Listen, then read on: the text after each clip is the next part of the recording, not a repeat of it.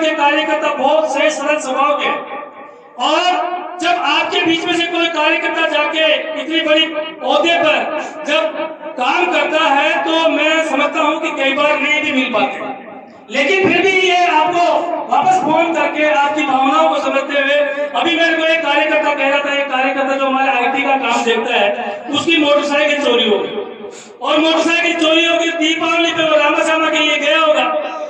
आदरणीय उप मुख्यमंत्री जी को जब उसने बात बताई तो उन्होंने कैसे भी करके उस कार्यकर्ता के लिए मोटरसाइकिल की व्यवस्था करी। ये एक व्यक्ति के बीच में एक संवाद की बात है।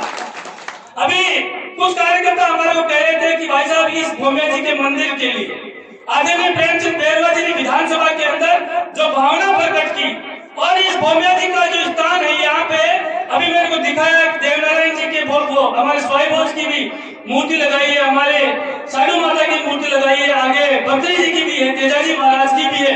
यही तो हमारा राजस्थान है जिसके अंदर अनेकता में एकता का परिचय हम सब लोग देते हैं। सभी जातियां एक स्थान पे बैठकर हमारे धर्म के बारे में चिंता करती है।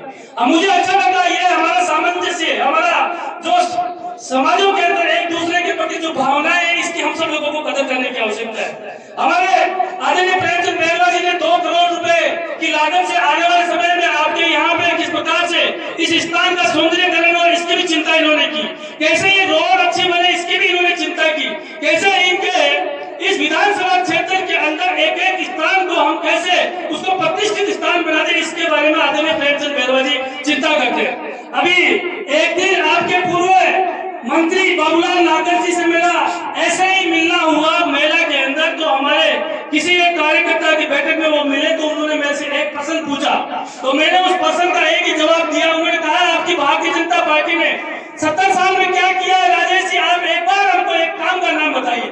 मैंने एक शब्द में उनको एक जवाब दिया, जो कांग्रेस के भ्रष्ट नेता और जो कुकर्म करने वाले नेता है जिन्होंने 70 साल तक इस देश को लूटा, इस देश के अंदर वो सब काम किया, उन काम को धोने का काम अगर किसी ने किया तो नरेंद्र मोदी जी ने और राजस्थान की भारतीय जनता पार्टी की सरकार ने किया।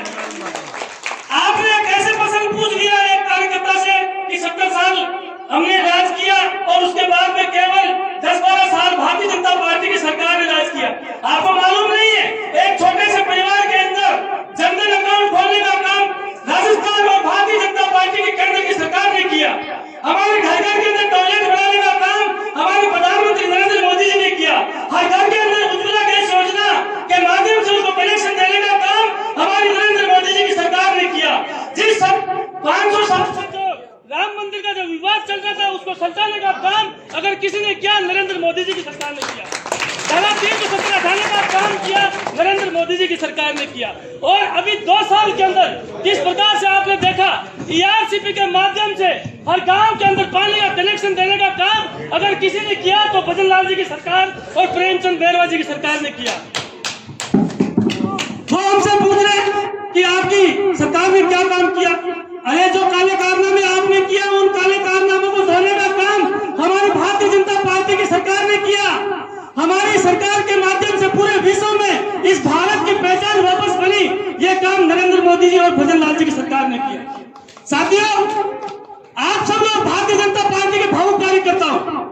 आपको जब ये लगता है कि हमारा जनप्रतिनिधि पावर में है, सब काम वो सब कर देंगे, ऐसा भी नहीं होता। 100 के 100 काम हमारे जनप्रतिनिधि करते, हमारी सरकार करते, लेकिन हमको कार्यकर्ताओं को थोड़ा सा तसल्ली का भाव रखना चाहिए। हमारे जनप्रतिनिधि के बीच में जाकर उनको उचित स्थान पे आपकी भावना को प्रकट करेंगे तो निश्चित रूप से ही वो आपकी समस्याओं का समाधान करने की कोशिश करेंगे। अभी आदरणीय उप मुख्यमंत्री जी यहाँ बैठे, आपके SDM साहब बैठे, तहसीलदार जी बैठे, आपके डिप्टी साहब बैठे।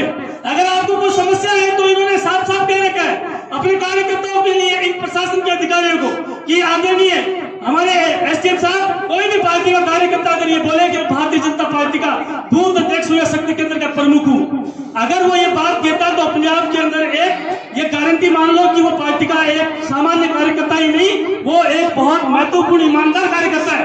क्योंकि उस बूथ के कार्यकर्ताओं की बदौलत ही आज प्रेमचंद बैरवा जी हमारे उप मुख्यमंत्री बने। उस मंडल के अध्यक्ष के कारण ही आज प्रेमचंद बैरवा जी हमारे उप मुख्यमंत्री बने, हमारे भजन लाल जी मुख्यमंत्री बने और राजेश गुजरे जो सामान्य से एक परिवार में जन्म लेकर आज पार्टी का जिलाध्यक्ष बने।